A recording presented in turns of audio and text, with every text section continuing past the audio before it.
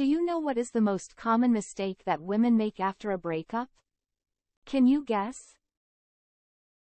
It is telling yourself that time will heal. You may be going, like, what? I bet this is the most common, most expected response that you hear. And it almost comes across as a universal truth. However, this is still a mistake. Time will heal, yes. But it rarely heals everything 100%, without any residue.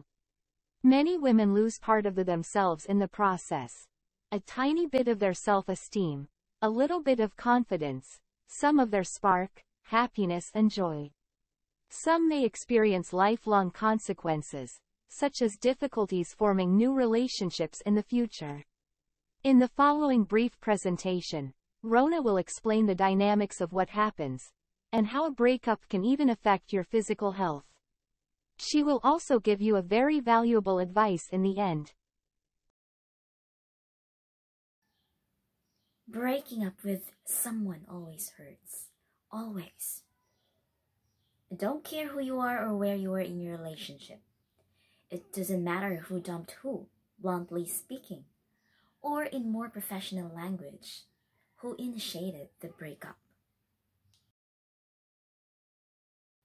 And it doesn't matter if up in your mind you realize that the relationship was toxic, or that he wasn't the right one for you, or that the relationship had no future. It doesn't matter. It still hurts in one way or the other. You either still miss him despite all logic. No, you're not missing the put-downs, the cheating. You're not missing all the pain that he had put you through. But there's still this feeling of loss. Odd, but true. And if it's not that, then it's guilt, insecurity, self-devaluation. Because there's got to be something wrong with me if I cannot keep a guy, right? Secret fear that you will never find a replacement. You name it. And what kind of advice do we usually hear from well-meaning friends and relatives? Just forget about him, move on, focus on yourself, you'll find someone better, and most importantly, don't worry about it.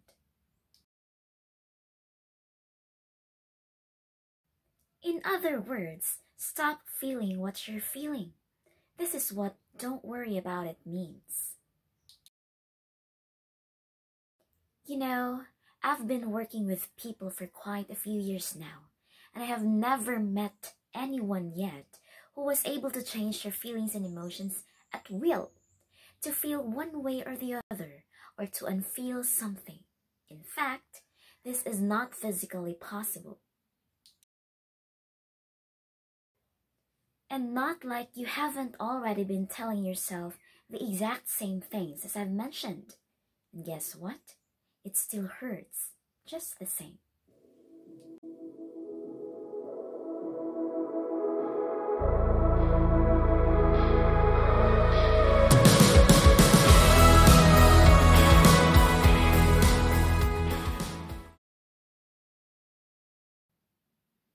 But most people try to follow this advice for having nothing better, and what they end up doing is simply numbing themselves to the emotions that are still raging inside of them. So all this hurt, anger, feelings of unfairness, and so on are still there. But we just look away and refuse to acknowledge them. We dissociate, and then what happens? These feelings go into our subconsciousness and get bottled up in there. They are literally like cancer. You don't see it. You don't see the mess it is creating on your body. You're not aware of it growing until it hurts so much it's too late to do anything. In the same way, bottled up hurt can lead to depression, loss of interest in life, insecurities, and so on. The approach of dealing with your emotions by simply denying yourself from feeling them has literally become a way of life today. Unfortunately, everyone does it type of attitude, and then they give you the kind of advice I described earlier. But this doesn't help anything. No wonder the rates of depression and anxiety are through the roof.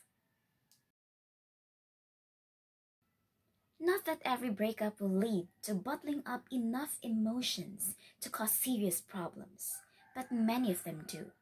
I have seen many women who've lost most of their self-confidence after a breakup.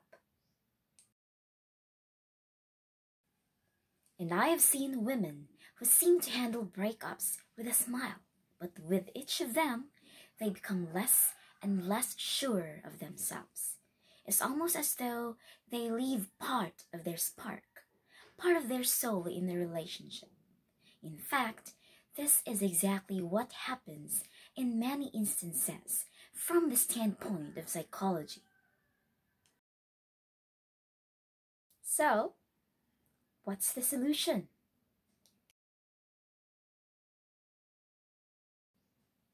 Breakup is literally a form of trauma.